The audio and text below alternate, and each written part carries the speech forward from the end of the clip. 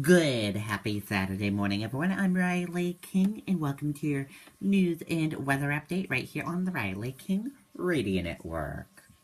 We will get started in just a minute. We have great news all on the way. Let's begin. State Fire Marshal investigating fatal fire in Nottingham.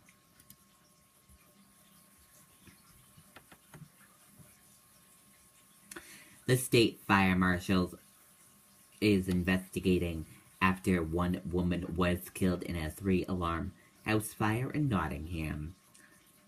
Saturday night, firefighters arrived to a home on Stage Road that was fully engulfed in flames at around 9:20 p.m.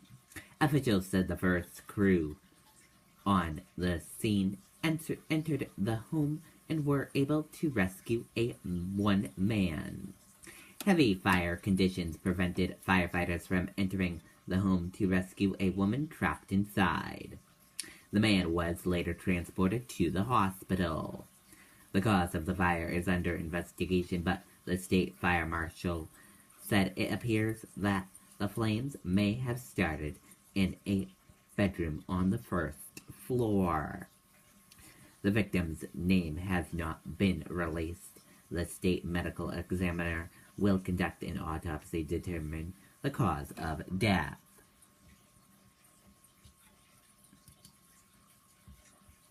Police arrest Franklin man days after armed incident. A Franklin man who had been on the run from police for several days has been taken into custody in Concord. Concord police confirm that Ryan Burlard, 33, was arrested Saturday morning. Burlard had been on the run since incidents early Wednesday morning in Franklin. Dozens of law enforcement officials were looking for Burlard, who is accused of taking part in some sort of altercation at a home on Pleasant and Prospect Streets and was allegedly armed when confronted by police. Police said Burlard was taken into custody without injury. New Hampshire police are cracking down on DUIs this New Year's Eve.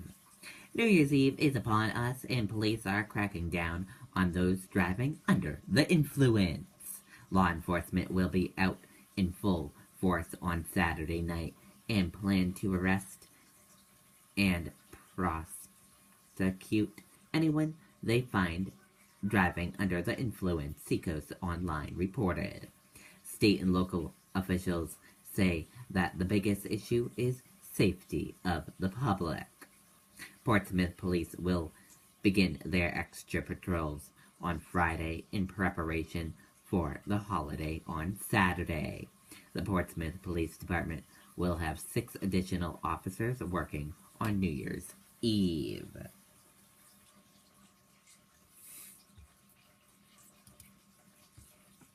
Manhunt underway for armed and dangerous suspect after PA state trooper fatally shot.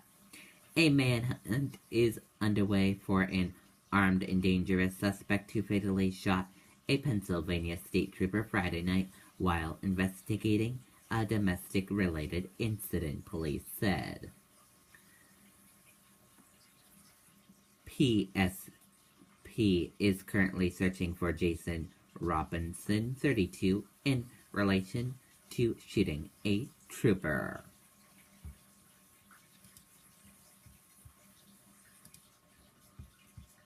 Putin congratulates Trump, not Obama, in New Year's statement. Let's take a listen to this video from CNN.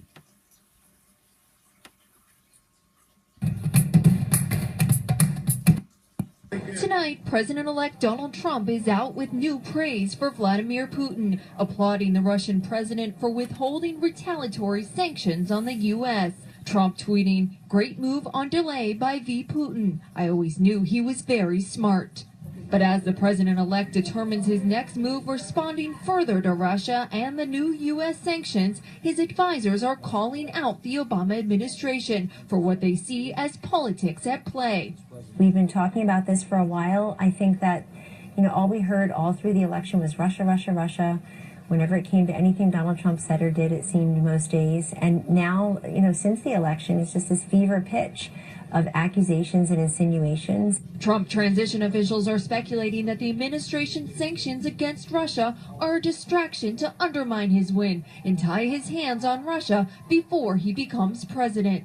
I will tell you that even those who are sympathetic to President Obama on most issues are saying that part of the reason he did this today was to, quote, box in President-elect Trump. That would be very unfortunate if that were if politics were the motivating factor here. Since the sanctions were announced, Trump himself has only issued a blunt two-line statement Thursday night, saying in part, quote, "It's time for our country to move on to bigger and better things," a posture he has taken publicly in recent days. I think we ought to get on with our lives. I think that computers have complicated lives very greatly. The whole age of computer has made it where nobody knows exactly what's going on. But the president-elect has now agreed to sit down with the intelligence community. We just need to get to a point ourselves where we can talk to all of these intelligence agencies and find out once and for all what evidence is there, how bad is it. That closed-door meeting likely to take place in New York next week, where Trump will be presented with the evidence the intel community says points a finger at Russia for the hacks. Maybe at that time or maybe later he'll have a response, but right now we're just not in a position to sit here and respond to all of these details before we have a full-blown intelligence report on this particular matter. In the past, Trump and his aides have publicly been skeptical of the intelligence community's conclusions. I don't think anybody knows it was Russia that broke into the DNC. Could also be lots of other people. It also could be somebody sitting on their bed that weighs 400 pounds, okay? And have attempted to deflect blame away from the Russians, vowing during the campaign to improve the relationship with Russia. Wouldn't it be nice if we actually got along with Russia and these other countries? Wouldn't that be a positive thing? Once sworn into office in January, Trump has the power to reverse the sanctions or keep them in place. That decision hanging in the balance tonight. And there you go on that report. Now time for your weather. Your weather for today, a sunny, chilly start gives way to afternoon clouds. Light snow arrives late. Highs in the low 30s. For tonight, occasional light snow with an inch or two possible. Clearing by morning. Lows in the upper 20s to 30s. And that does it for your news and weather update right here on the Bradley King Radio Network. I hope you all have a great rest of your Saturday. Goodbye, everyone.